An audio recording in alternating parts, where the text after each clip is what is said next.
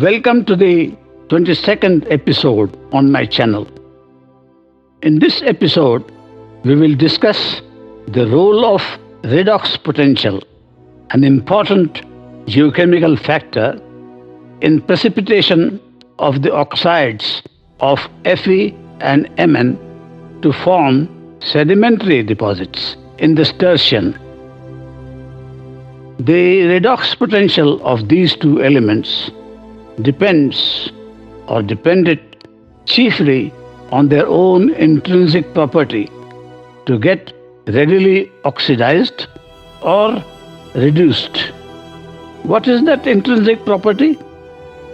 It is the electronic configuration of these two elements, Fe and Mn. As the redox potential refers to the degree of tendency of either of them to gain electrons and get reduced, or lose electrons and get oxidized. The degree of tendency means how easily the reaction would take place. In reduction, a lower positively charged ion is produced, say Mn plus 2. And in oxidation, a higher charged ion, say Mn plus 3 or Mn plus 4 is produced. Remember, in oxidation, there is a loss of electron, and in reduction, there is an electron that is gained.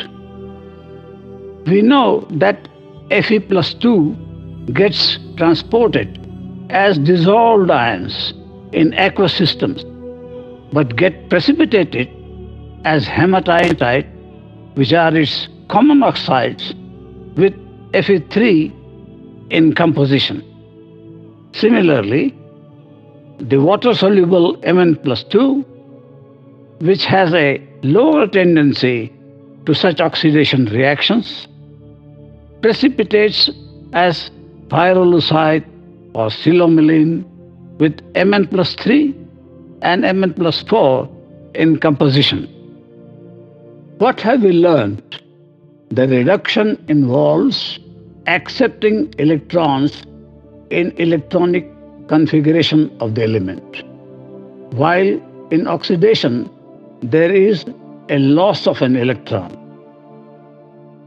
What is electronic configuration? It is the distribution pattern of electrons in the orbits around the protons. That is, orbital distribution of electrons. It is unique to every element. In other words, an element with higher redox potential has a greater tendency to get reduced, while that with a lower redox potential would possess a greater tendency to get oxidized. Therefore, the elements with low redox potential, like Fe plus 2, possessing greater tendency to get oxidized, precipitated with greater ease. Therefore, one can say that Mn plus 2 is more stable than Fe plus 2 in aqueous systems. Because of what? Because of the difference in the number of electrons in its d orbitals. The redox potential is measured in volts and symbolized as capital E. E0, which is 0.00 volts, is attributed to the reaction H2 is equal to 2H plus 2E. There is a loss of electron and hydrogen is released.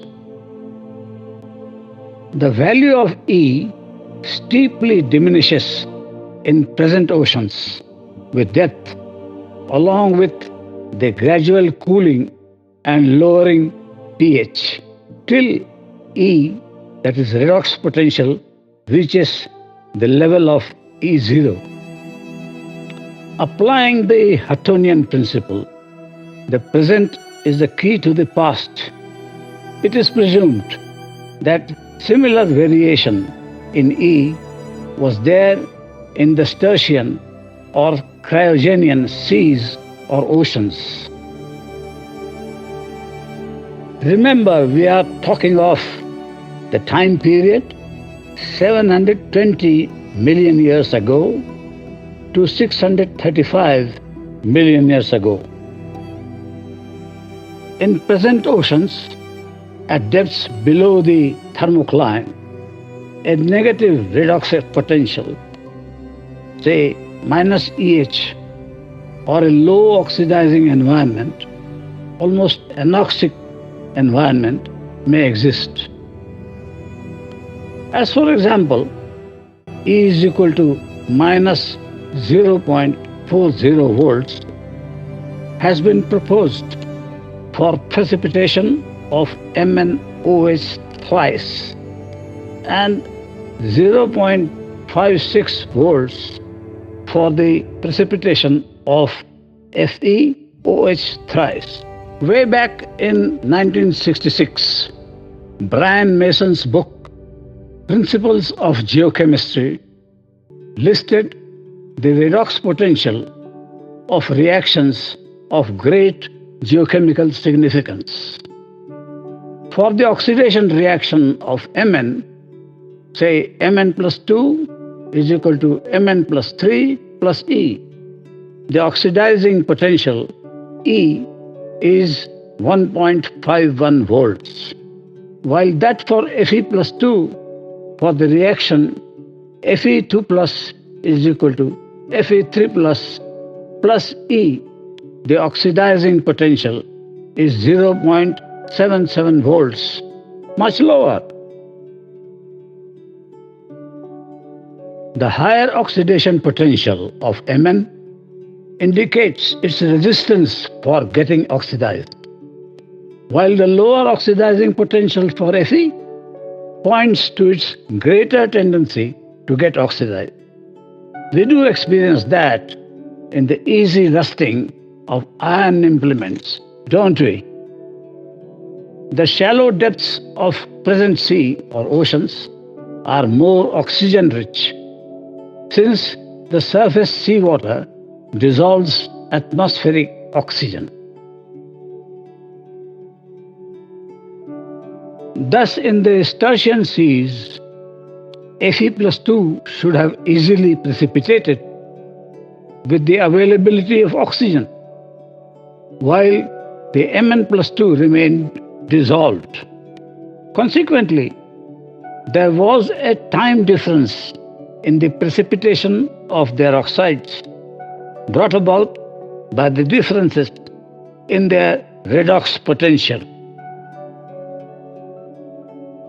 We have learnt that the control of the redox potential of these two elements has been even more distinguishing than the factors like the ionic potential, temperature, and pH discussed in episodes 20th and 21st. Despite the close association of manganese and iron in the ferromagnesian minerals like the amphiboles, pyroxiles, in the volcanic rocks of the Tonian crust, say 1.0 billion years to 715 million years. The two elements formed sedimentary deposits that were time separated, chiefly because of the distinct difference in their redox potentials. Of course, the precipitation of both Fe and Mn as oxide or oxide deposits of the cryogenian required an oxygenated milieu and a gradual, steady interaction with the then atmosphere as a prerequisite. Shall we discuss this changing scenario of Earth further in the next episode? Thank you.